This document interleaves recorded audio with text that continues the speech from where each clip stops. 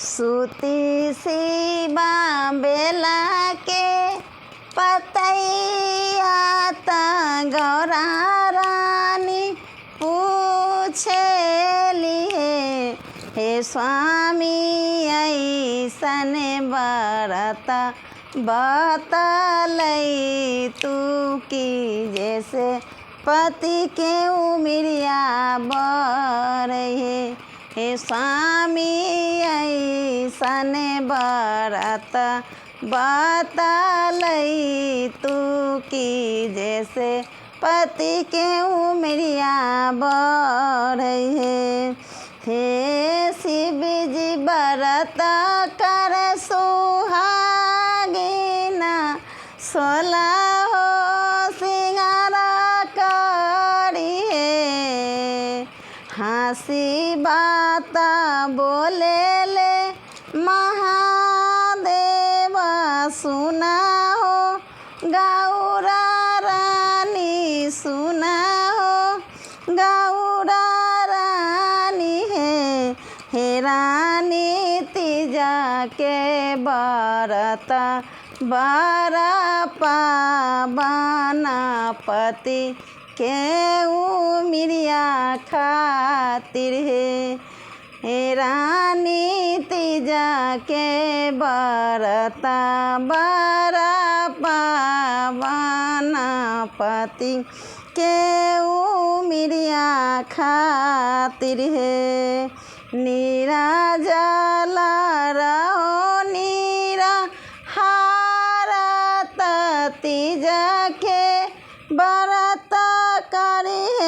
शिवलिंग के पूजा करी गौरा जनम जनम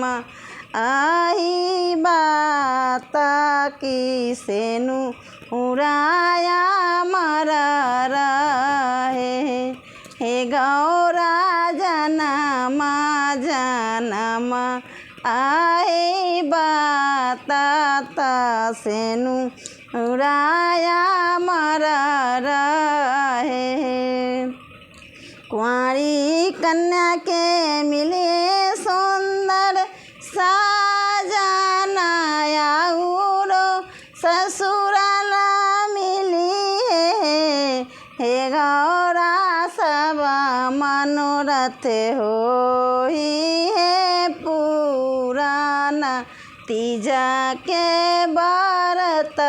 करी हे गौरा सब मनोरथ होई पुराना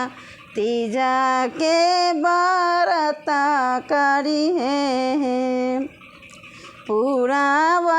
जनम में सुना गौरा तू बारा तप कैलू बहुते दुखा सहलू हो हे गौरा तब पवलू पति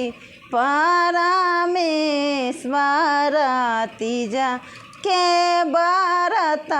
कैलू हे गौरा तबे पवलू पति परमेश्वर तीजा के बरत कैलू ही महाराज के घर में जनम लिहलू मैना रानी के कोखिया से हे गौरा निशादी ना धैलू हमारे ध्याना माँ की कई लूना मना मानू हे गौरा निशादी ना धाई लुधियाना माता कई लूना मना मानू बालू के शिवलिंग बनैला त बेला धथुर चढ़ैलनु हे गौरा बेला के पतैया राम नाम लिख के हमारा पूजन कैल हे गौरा तवे पैला पति परमेश्वर हर हर महादेव हो। जय महादेव। अच्छा लगे तो लाइक कमेंट करके बताइएगा आप लोगों को ये तीज गीत कैसा लगा।